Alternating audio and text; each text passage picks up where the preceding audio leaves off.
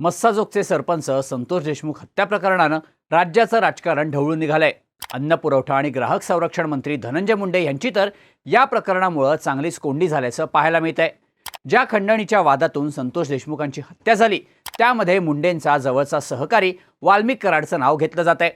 कराड पवनचक्की कंपनीकडून खंडणी मागितल्याच्या प्रकरणात प्रमुख आरोपी आहे। या खंडणीचा देशमुखांच्या हत्येशी थेट संबंध असल्याचा आरोप राजकीय वर्तुळातून होतोय। त्याबाबत सध्या एसआयटी चौकशीही सुरू आहे। पण कराडवरचे आरोप सिद्ध होण्याआधीच बीडमधील नेत्यांनी धनंजय मुंडेंचा राजीनामा घेण्याची मागणी लावून धरली आहे। आतापर्यंत घडलेल्या घडामोडींमध्ये मुंडेंचं मंत्रिपद सेफ असल्याचं दिसून येत आहे। मात्र बीडचे पालकमंत्री म्हणून धनंजय मुंडेंचा पत्ता कट होण्याची शक्यता वर्तवली जाते। जिल्ह्याचा एकहाती कारभार हाकण्यासाठी पालकमंत्रीपद खूप महत्त्वाचं असतं। तेच हातून गेलं तर धनंजय मुंडेंच्या बीडवर असलेल्या वर्चस्वाला धक्का बसू शकतो असं बोललं जातंय। त्यामागची नेमकी कारणं काय? धनंजय मुंडेंना बीडचं पालकमंत्रीपद मिळण्यात कोणत्या अडचणी असू शकतात? मुंडे नाही तर पालकमंत्री नक्की कोण होणार? तेच या व्हिडिओमधून जाणून घेऊयात। नमस्कार, मी शार्दूल आणि तुम्ही बघताय बोल व्हिडिओ। धनंजय मुंडेंच्या पालकमंत्रीपदाबद्दल बोलण्याआधी मंत्रिमंडळ विस्तारावेळी नक्की काय झालं होतं ते थोडक्यात बघूयात। बीडच्या केस तालुक्यातील मस्साजोगचे सरपंच संतोष देशमुख यांच्या हत्येनंतर धनंजय मुंडेंना मंत्रिमंडळात स्थान देण्यासाठी विरोध होत होता। भाजप आमदार सुरेश धस, अजित पवार गटाचे प्रकाश सोळंके, शरद पवार गटाचे आमदार संदीप क्षीरसागर, खासदार बजरंग सोनवणे या नेत्यांनी मुंडेंना मंत्रिपद देऊ नये अशी मागणी केली होती। मंत्रिमंडळ विस्तारावेळी सुद्धा मुंडेंना पहिल्या काही तासात मुख्यमंत्री फडणवीसांचा फोन गेला नव्हता। त्यामुळे सुरुवातीला मुंडेंचा पत्ता कट झाल्याची चर्चा झाली। मात्र अखेरच्या काही मिनिटात मुंडेंनाही फोन गेला आणि मंत्रिमंडळात धनंजय मुंडेंची वर्णी लागली। पण मुंडेंना मंत्रिपद द्यायचं की नाही यावर भाजप आणि अजित पवार गटाच्या वरिष्ठ नेत्यांमध्ये मोठा खल झाल्याची माहिती मिळते। मस्साजोग प्रकरणात होत असलेल्या आरोपांमुळे मुंडेंबाबत अजित पवार गट बॅकफूटवर होता। पण मुख्यमंत्री फडणवीस हे मुंडेंसाठी आग्रही असल्याची चर्चा राजकीय वर्तुळात आहे। तर दुसरीकडे पालकमंत्रीपद मिळत असेल तरच मी मंत्री म्हणून शपथ घेईन अशी अट धनंजय मुंडेंनी घातल्याचं बोललं गेलं। पण त्यानंतर मुंडेंनी मंत्रिमंडळात शपथ घेतली। त्यांना अन्न नागरी पुरवठा आणि ग्राहक संरक्षण खातं देण्यात आलं। पण पालकमंत्री पदासाठी मुंडेंनी घातलेल्या अटीमुळे त्यांना बीडचं पालकमंत्रीपद मिळेल असं बोललं जात होतं। पण मंत्रिमंडळ विस्तारानंतर संतोष देशमुख हत्या प्रकरणात वेगानं घडामोडी घडल्या। वाल्मिक कराडवरून सर्वात जास्त आरोप हे मंत्री मुंडेंवर झालेत। बीडमधील सर्वपक्षीय आमदारांनी मुंडेंच्या राजीनाम्याची मागणी लावून धरली आहे। मुंडेंनी राजीनाम्याची मागणी फेटाळून लावली असली तरी त्यांना बीडचं पालकत्व मिळणार नसल्याचं बोललं जात आहे। त्यामुळे ज्या बीडच्या पालकमंत्री पदासाठी धनंजय मुंडेंनी हट्ट धरला होता ते पद त्यांना मिळणार नसल्याचं बोललं जात आहे। आता धनंजय मुंडेंचा पालकमंत्री पदासाठीचा हट्ट समजून घेण्यासाठी आपल्याला पालकमंत्री पदाची पावर लक्षात घ्यावी लागते। जिल्ह्याचा पालकमंत्री म्हणजे त्या जिल्ह्याचा मुख्यमंत्रीच असतो असं म्हटलं जातं। सरकार आणि प्रशासन यांच्यातील महत्त्वाचा दुवा म्हणूनही पालकमंत्र्यांकडे पाहिलं जातं। जिल्ह्यातील प्रशासन, पोलीस प्रशासन आणि जिल्हा विकास निधीवर पालकमंत्र्यांचं नियंत्रण असतं। जिल्ह्याच्या विकासाच्या आणि नियोजनाच्या दृष्टीनं जिल्हा नियोजन समितीची स्थापना करण्यात येते।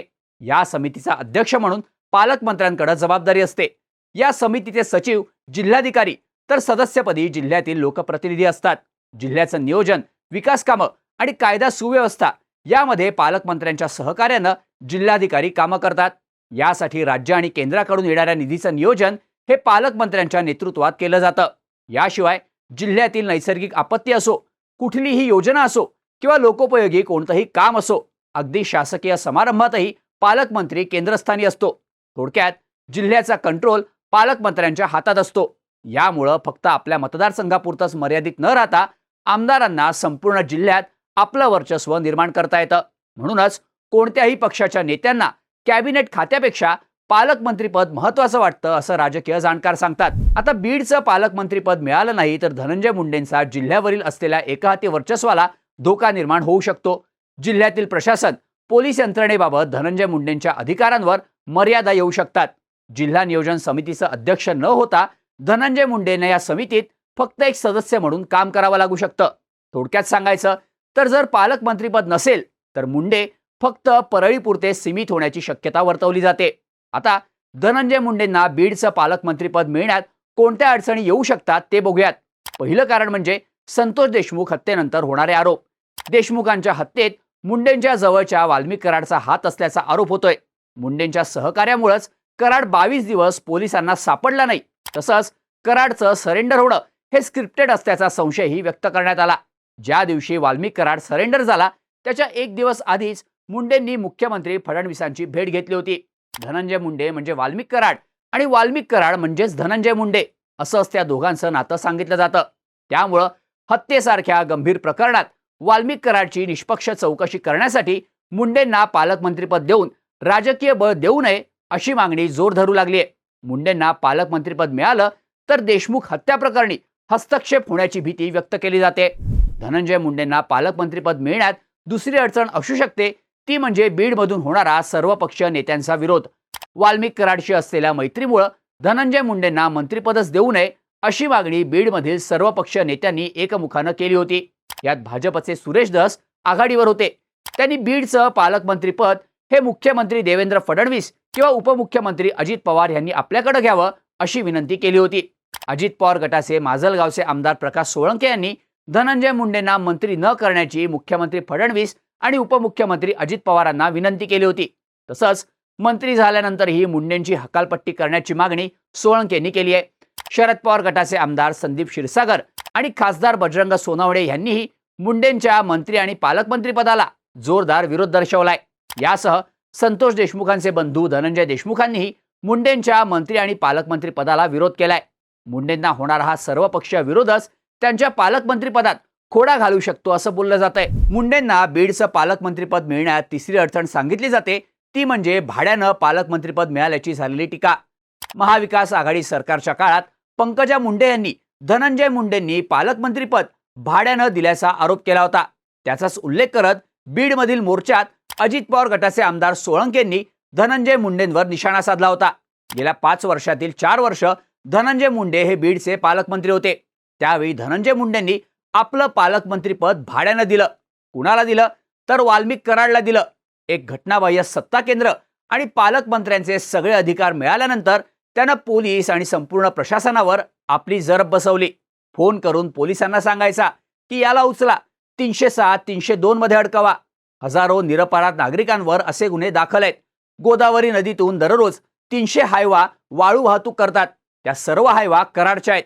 त्यामुळं अशा सर्व गोष्टींसाठी वाल्मिक कराडला ज्यांनी बळ दिलं, शक्ती दिली, ते धनंजय मुंडे मंत्रिमंडळात असतील तर कोणालाही न्याय मिळण्याची अपेक्षा नाही.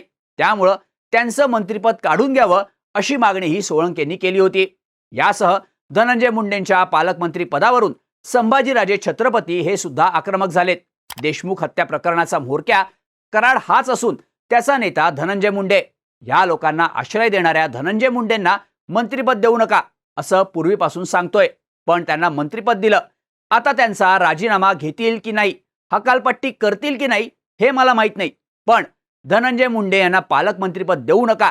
त्यांना बीडचं पालकमंत्रीपद दिलं तर बीडचं पालकत्व मी घेणार असल्याचं संभाजीराजेंनी म्हटलं. याच सगळ्या कारणांमुळे मुंडेंना बीडचं पालकमंत्रीपद मिळण्याचा मार्ग खडतर असल्याचं बोललं जातंय.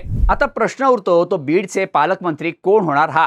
बीडच्या पालकमंत्री पदाबाबत मुख्यमंत्री देवेंद्र फडणवीस आणि उपमुख्यमंत्री अजित पवार यांच्यात चर्चा झाली. त्यात धनंजय मुंडे यांच्यासह त्यांच्या भगिनी मंत्री पंकजा मुंडे यांचाही पालकमंत्री म्हणून पत्ता कट केल्याची माहिती मिळते. बीडमध्ये घडणाऱ्या चुकीच्या गोष्टींवर अंकुश ठेवण्यासाठी स्वतः अजित पवार या जिल्ह्याचं पालकत्व स्वीकारतील अशी माहिती माध्यमांकडून देण्यात आली आहे. तुम्हाला काय वाटतं, धनंजय मुंडेंचा बीडच्या पालकमंत्री पदावरून पत्ता कट होणार का? त्यामागची नक्की कारणं काय असू शकतात आणि यासोबतच अजित पवार बीडचं पालकमंत्रीपद स्वीकारणार का? याबद्दलच्या तुमच्या प्रतिक्रिया आम्हाला कमेंटमध्ये नक्की कळवा आणि अशाच माहितीपूर्ण व्हिडिओजसाठी बोल भिडूच्या YouTube चॅनलला सबस्क्राईब करायला विसरू नका.